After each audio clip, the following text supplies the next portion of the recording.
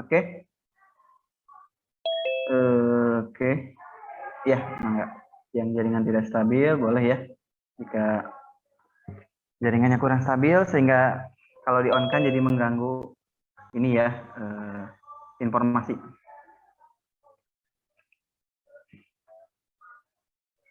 Oke, bahasan hari ini kita akan membahas tentang mekanika ya, soal UTBK tahun 2021 ya, sebagian 2021 dan sebagian lagi itu 2019 ya. Ini udah berapa nih? Udah banyak belum? Baru 63 ya. Oke, sambil saja ya, sambil nunggu yang lain, kita langsung mulai saja. Oke. Nah, di sini silakan kalian baca dulu informasi apa yang diperoleh. Nanti Bapak akan ngobrol-ngobrol ya dengan kalian yang dipanggil. Silakan dilihat dulu, baca dulu soalnya.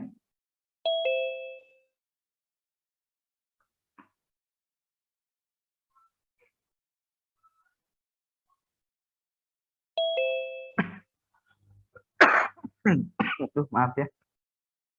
Udah batuk. Oke. Coba ya. Ini Akmal yang thread sama Bapak ya. Halo Akmal. Sehat Akmal? Iya, Pak. Oke. Selamat, Pak. Oke, Akmal, di soal ini informasi apa yang Akmal dapatkan ini teh? Itu grafiknya jarak sama waktu. Jarak terhadap Oke. waktu. Oke, ini adalah grafik daripada jarak ya. Ini adalah jarak. Kemudian ini adalah waktu ya. Iya, Waktu Pak. dalam second. Oke, yang diminta itu apa Akmal di sini teh? Kecepatan rata-ratanya, Pak. Oke, kecepatan rata-ratanya ya. Kecepatan rata-rata itu kita nyatakan dengan V bar. Ya, V bar. Oke, Akmal masih ingat nggak untuk menyatakan kecepatan rata-rata? Nah, maka rumusnya apa Akmal?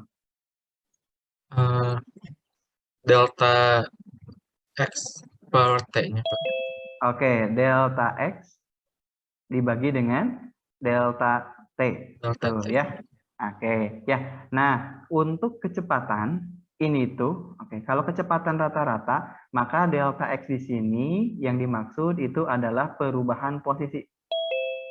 Perubahan posisi, ya. Oke, nanti akan berbeda kalau dia menanyakan kelajuan. Kalau kelajuan, nah simbolnya sama-sama aja V ya, simbolnya sama-sama aja V, tapi dia jarak dibagi dengan waktu. Jadi ini mah jarak ya. Oke, ini kita sebut sebagai apa? Kelajuan. Tapi kalau kecepatan, nah kecepatan, nah itu dia menunjukkan perubahan posisi. Oke, Akmal, posisi yang kita lihat di soal ini dari mana ke mana, Akmal? Dari 6 ke 2, Pak. Dari 6 ke 2. Oke, di sini clue-nya itu dari T0 ya, Akmal ya? Oh iya, Nah, sampai T-nya berapa? T2. T-nya 2. Oke, berarti kita ngelihat dulu di sumbu X ya. Karena T itu ada di sumbu X, kita lihat pada saat T0. Nah, ini T0 ya. T0. Kita lihat berapakah nilai X-nya atau nilai jaraknya. Nah, maka nilai jaraknya kita lihat di sini nilainya adalah 2. Nah, ini adalah 2. Kemudian kita lihat pada saat T-nya 2. Ini T-nya 2 ya.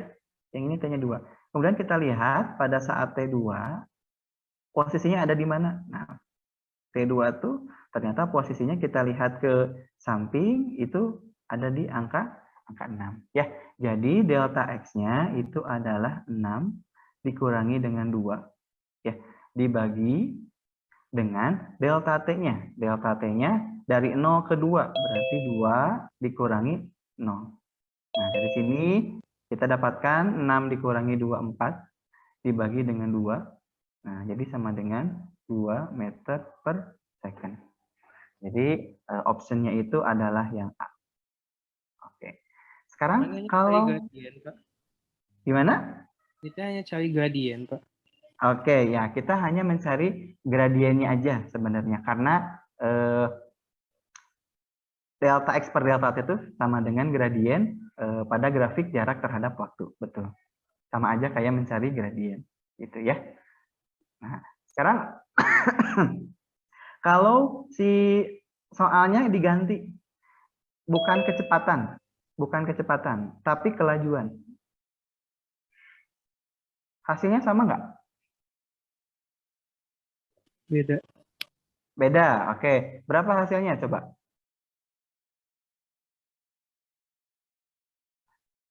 Jarak yang ditempuh, jaraknya sekarang dia posisi awalnya ada di 2, kemudian dia bergerak, nah, sehingga sehingga posisinya ada di 6. Berarti jarak yang dia tempuh dari 2 ke 6 berapa? 4. 4. Waktunya masih sama, 2 ya. Tuh. Nah, berarti ini juga hasilnya sama dengan 2 meter per second. Nah, jadi terkadang di soal itu nilai kelajuan rata-rata atau kecepatan rata-rata itu bisa bernilai sama. Ya, bisa bernilai sama. Nah, tapi juga nanti di soal mungkin saja ada yang bernilai berbeda. Seperti apa, Pak? Misalkan ya, Bapak contohkan. Si grafiknya itu bukan ke atas, bukan ke sini. Nah, tapi dia turun ke bawah sini.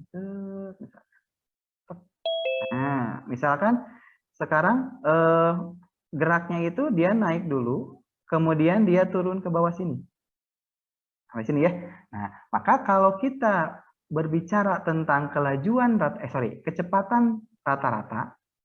Nah, kecepatan rata-rata.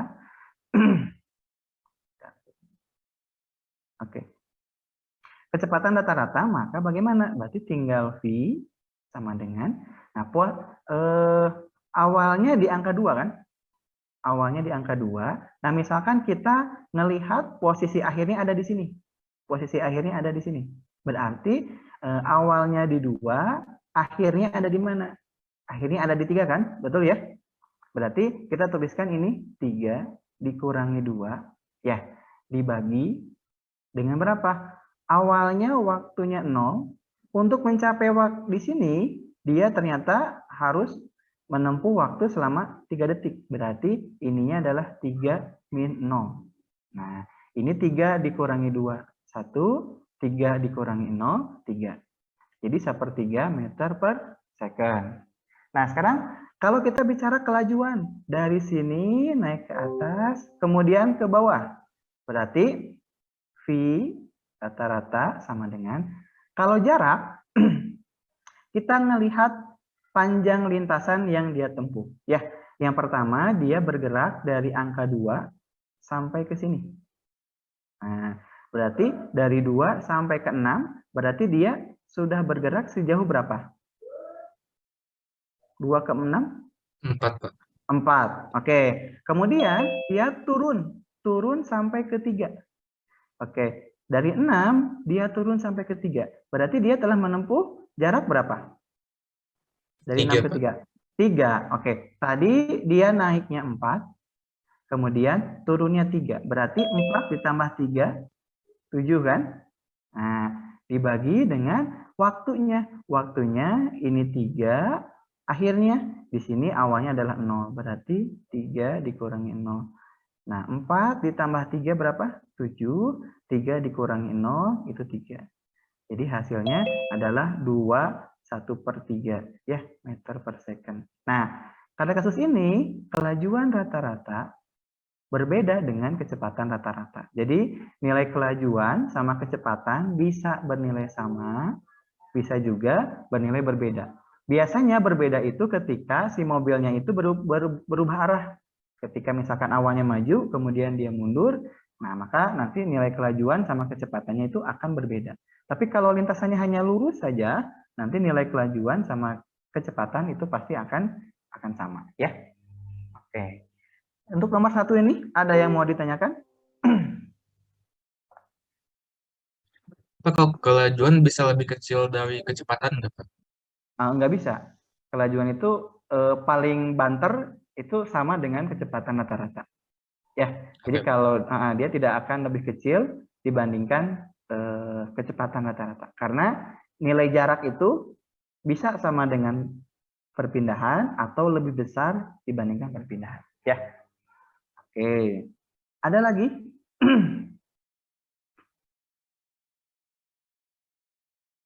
Oke, nggak ada. Kita lanjut dulu ya. Maaf ya, Bapak. Clear? Oke, nah ini soalnya panjang. Nah, di sini katanya ada sebuah balok bermassa 2 kg, gitu ya. Nah, dia bergerak pada bidang datar yang licin dengan kecepatan 1 meter per second. Selanjutnya, balok itu menuruni sebuah bidang miring kasar dengan kemiringan 30 derajat dan mengalami gaya gesek sebesar 7 Newton. Kemudian, kedua ujung bidang miring berbeda ketinggian sebesar 0,5 meter. Setelah sampai di dasar bidang miring, balok meluncur pada sebuah bidang datar yang licin. Jika percepatan gravitasinya 10, maka kecepatan balok pada bidang datar yang kedua. Oke, berarti kita harus menggambarkan kondisinya dulu. Nah, disebutkan yang pertama kali adalah dia bergerak pada bidang datar.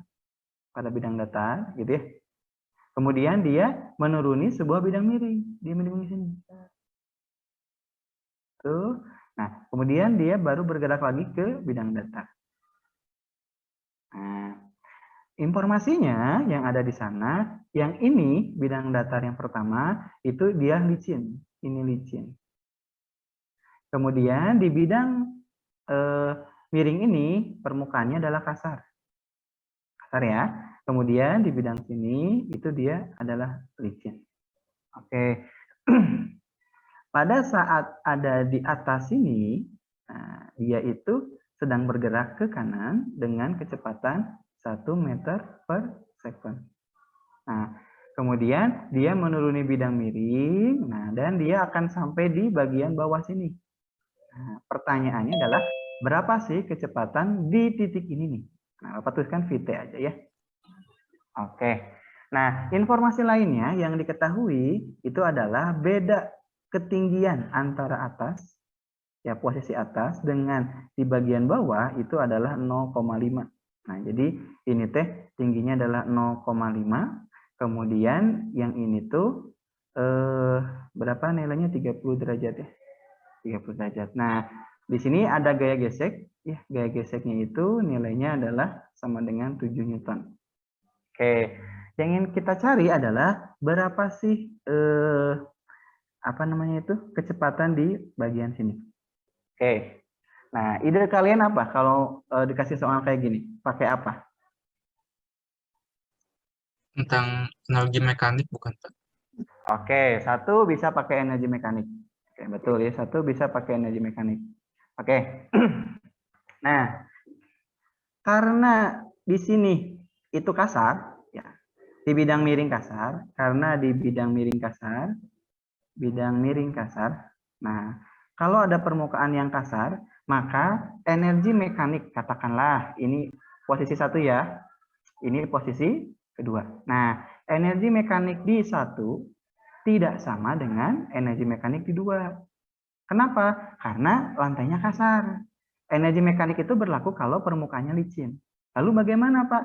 Nah, kita gunakan bahwa usaha yang dilakukan oleh siapa? Oleh gaya gesek itu menyebabkan perubahan energi mekanik.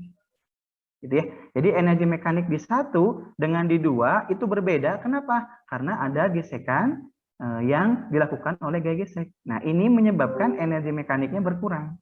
Nah, sekarang masih ingat usaha gaya gesek itu apa? Rumusnya?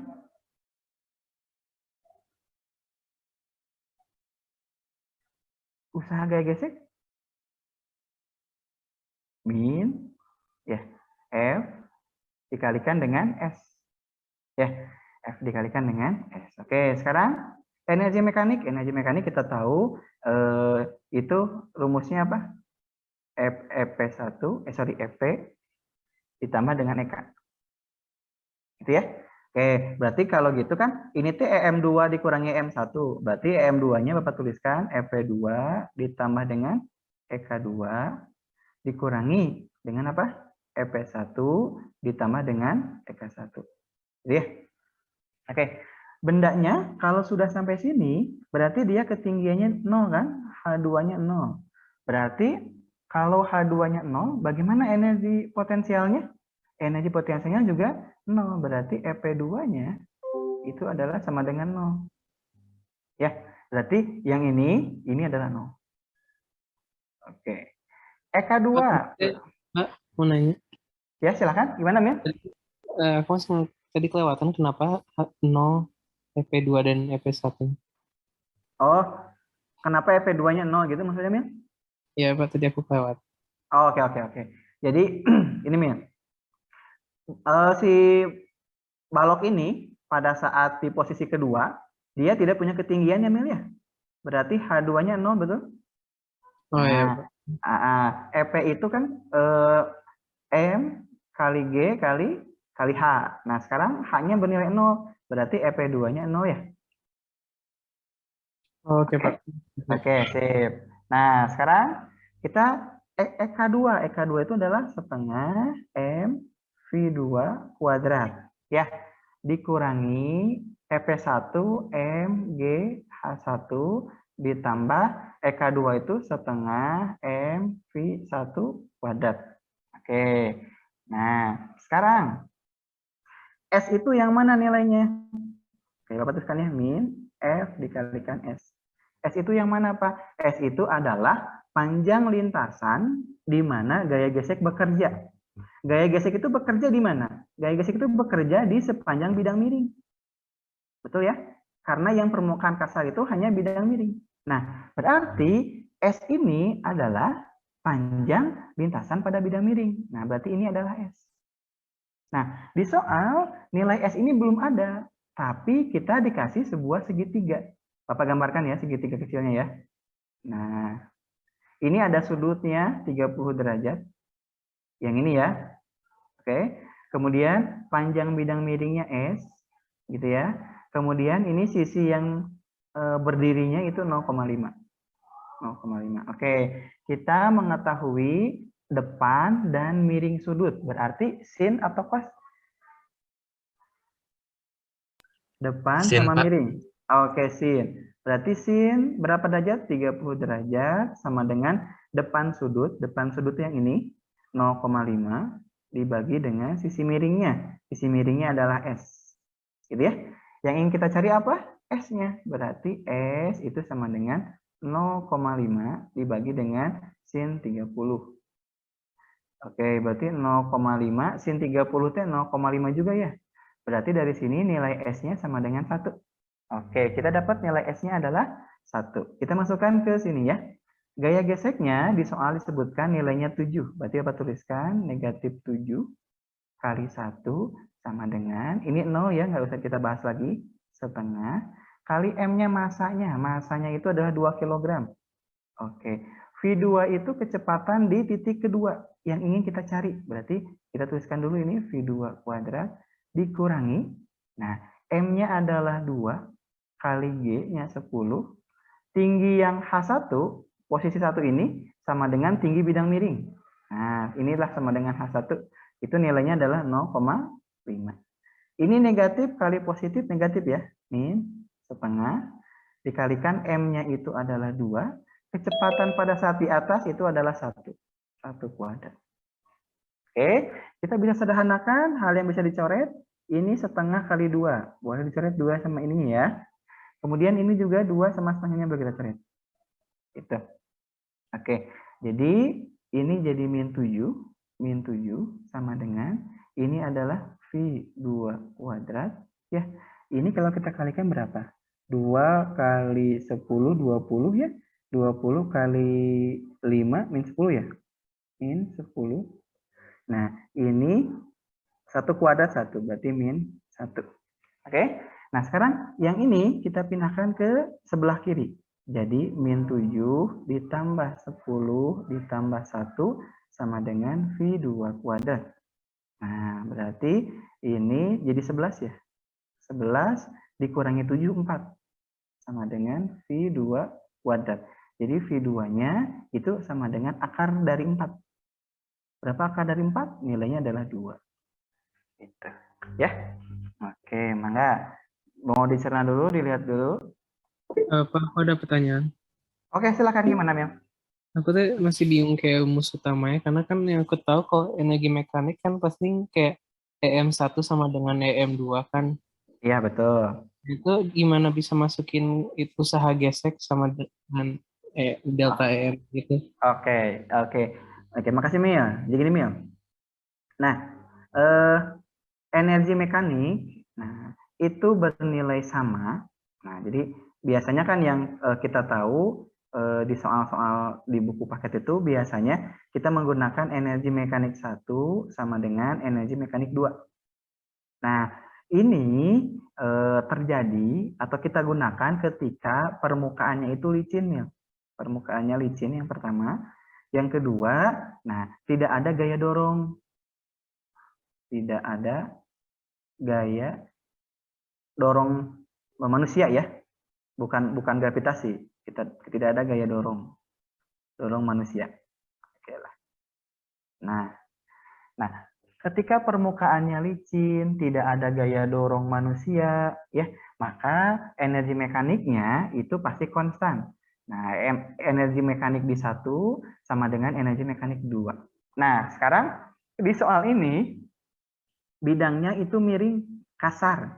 Berarti logikanya kalau ada benda kita apa namanya itu kita biarkan meluncur pada bidang miring yang kasar, maka nanti suka ada timbul panas di permukaan lantainya. Benar nggak, Mil? Ya, Pak. Ya. Nah, munculnya panas itu, nah sebenarnya adalah bagian dari pengurangan energi mekanik. Jadi, kalau permukaannya kasar, berarti pada saat bergerak ada energi yang terbuang. Nah, kalau ada energi yang terbuang, berarti seharusnya bahwa energi mekanik 1 pasti lebih besar daripada energi mekanik 2. Kenapa, Pak? Karena ketika kita berjalan menuju posisi kedua, ada energi yang hilang. Energi yang hilang itu adalah akibat gesekan dari benda terhadap lantai sepanjang perjalanan. Sehingga energi mekanik di posisi 2 itu tidak sama dengan energi mekanik di posisi 1. Sampai sana dulu, Mil. Bisa masuk, Mil? Kebayang? Ya, Pak.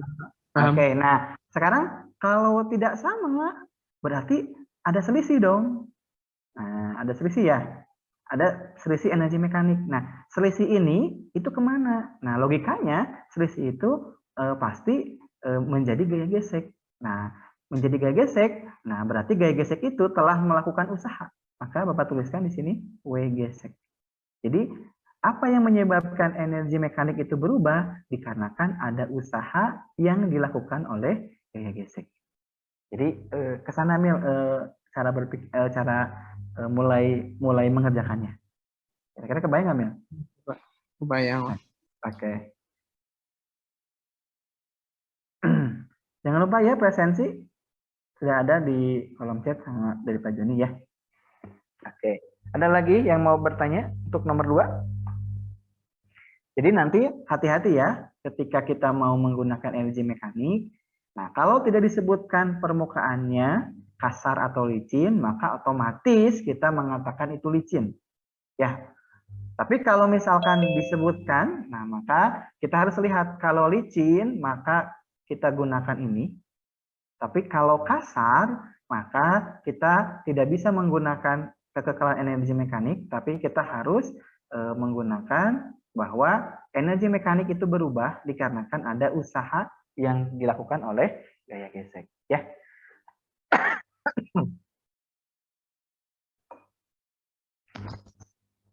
Oke. Ada lagi yang mau ditanyakan?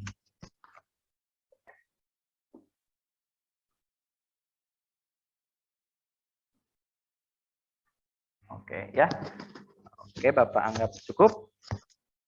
Kalau mau di screenshot dulu ya. Oke, ya, kita lanjut. Oke, Bapak urus dulu bentar.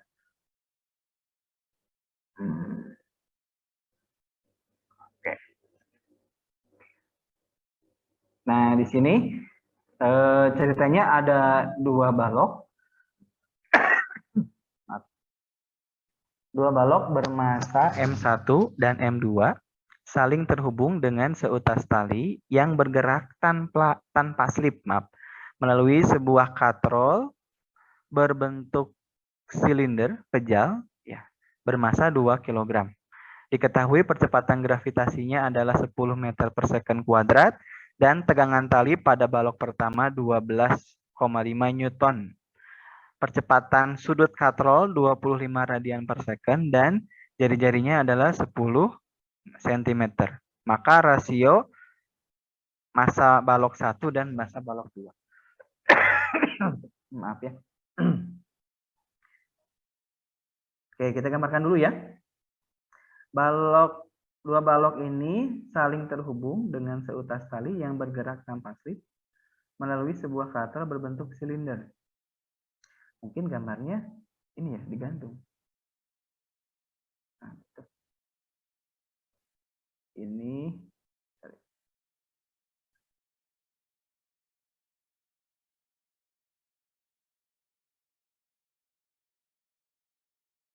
oke. Nah,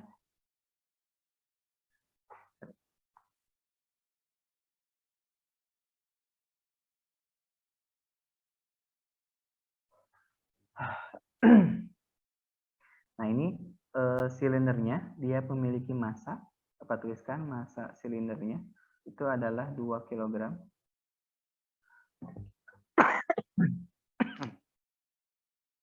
Diketahui percepatan gravitasinya 10. Nah, ini misalkan M1 ya. Ini adalah M2. Nah, diketahui tegangan pada massa 1 berarti ke atas ya. Ini T1. T1 ini nilainya adalah 12,5 Newton. Nah, percepatan sudut itu simbolnya adalah alfa ya. Alfanya itu adalah 25 radian per second kuadrat. Kemudian jari-jarinya itu adalah 10 cm. Ya. Kemudian yang ditanyakan itu adalah berapa rasio M1 banding M2.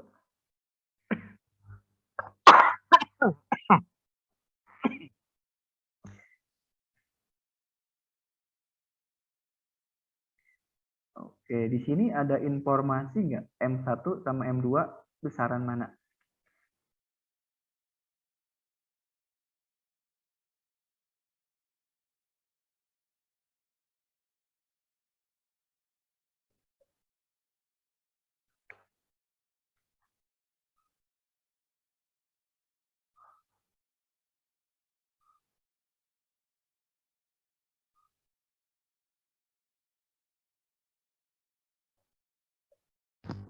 Gak ada informasi ya?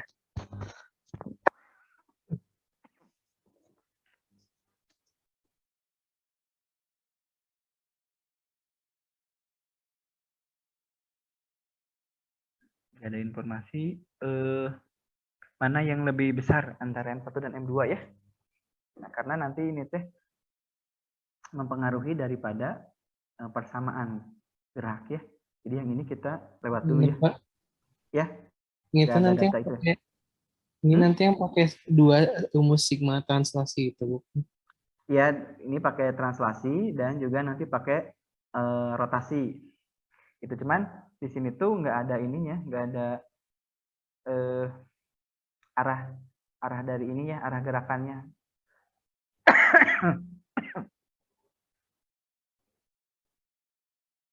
Ya, jadi kita ini dulu ya, simpan dulu nih. Takut lama di sininya. Nggak ada data arah geraknya, maaf. Oke, ini mah nggak usah ya. Boleh lah. Oke. Nah, di sini kita diminta untuk menentukan dimensi dari, kita diminta untuk menentukan besaran dari sebuah dimensi. Biasanya kita diminta untuk menentukan dimensi dari sebuah besaran. Jadi ini dibalik ya. Nah, dimensinya itu adalah M, gitu ya. Kemudian L kuadrat, kemudian T pangkat min 2. Kalau kita ganti pakai satuan, Nah, maka si ini tuh M itu merupakan massa ya. Berarti satuannya adalah kilogram. Kemudian L itu menunjukkan panjang, long. Berarti satuannya adalah meter kuadrat. Kemudian T itu menunjukkan waktu ya dari kata time. Berarti ini second pangkat min 2. Atau boleh tuliskan ini jadi kilogram meter kuadrat per second kuadrat. Ya. Oke. Nah, sekarang kita coba untuk mencari satuan ini tuh milik besaran apa sih gitu ya. Nah, kalau yang ini berarti kita harus ingat dulu rumusnya. Oke, kita mulai dari yang pendek dulu ya, impuls. Impuls I, impuls itu sama dengan apa? Sama dengan gaya dikalikan dengan perubahan, dikalikan delta T. Delta T itu adalah waktu. Oke, maaf. Gaya ini satuannya adalah Newton.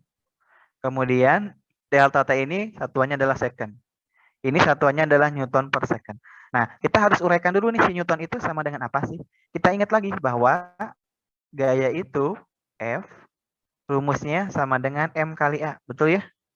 M kali A. Oke, sekarang F itu kan satuannya Newton. Kalau M itu satuannya apa? Kilogram.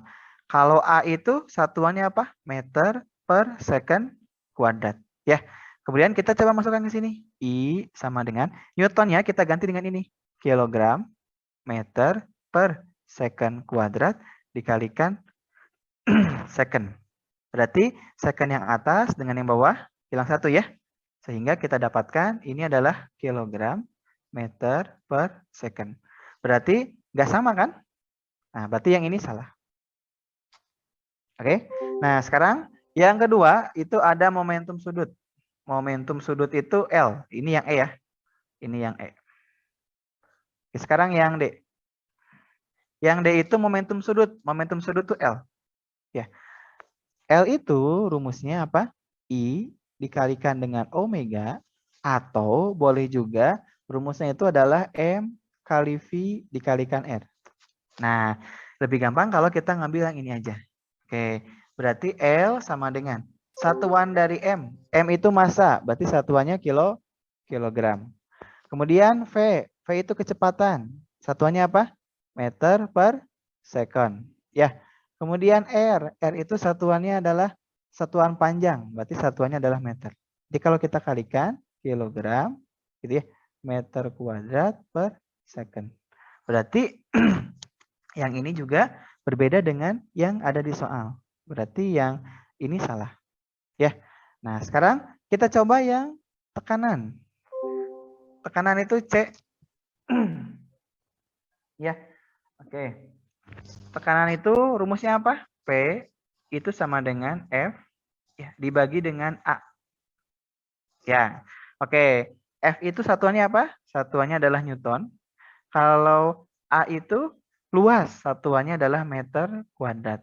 Newtonnya kita ganti dengan yang ini nih, yang sudah tadi kita dapatkan, bahwa Newton itu setara dengan kilogram, kilogram, meter, gitu ya, per second kuadrat dibagi dengan meter kuadrat.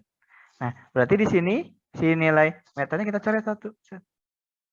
Nah, sehingga kita mendapatkan bahwa si P itu sama dengan kilogram dibagi dengan meternya tinggal satu ya. Nah, ini second kuadratnya juga kebawahkan. Nah, apakah sama dengan ini? Tidak ya? Oke, berarti ini kita coret. Kemudian satu lagi, ada lagi ya, torsi. Torsi, berarti torsi itu tahu. Ya. Rumusnya apa? Boleh pakai rumus F dikalikan dengan R.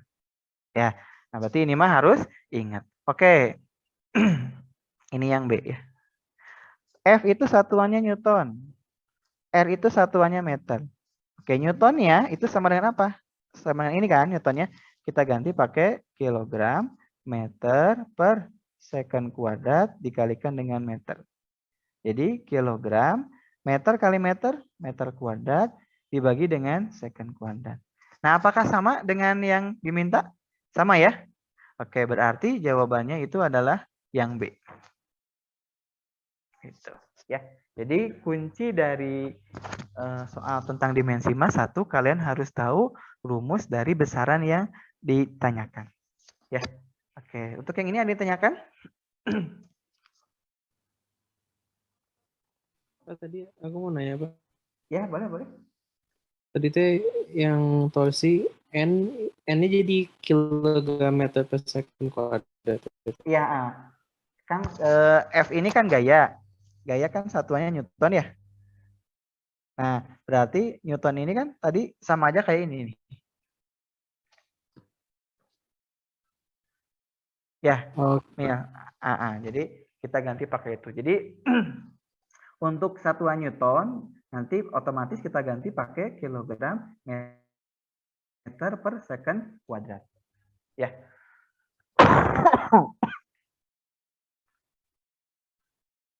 Oke. Kayaknya satu soal lagi ya. Kita akan bahas. Ada lagi yang ditanyakan untuk yang ini?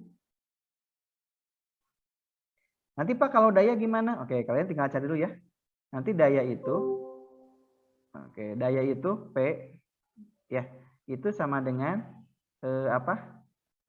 Energi, ya, dibagi dengan waktu, ya, energi bagi waktu, atau boleh juga, oke, energi dibagi waktu. Energi apa Pak? Energi apa yang kalian tahu? Pak, saya tahu energi potensial, boleh.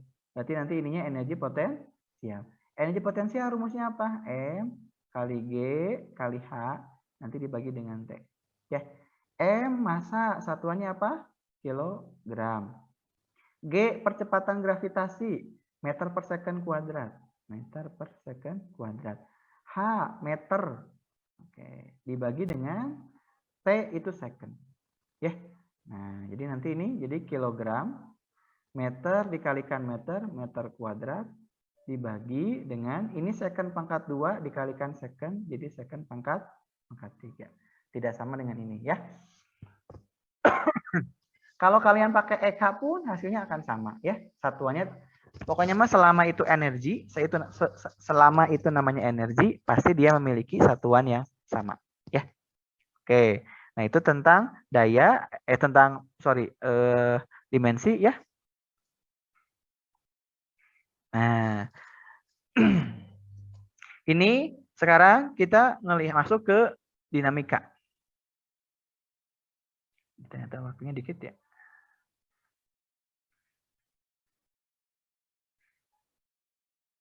Nah, oke.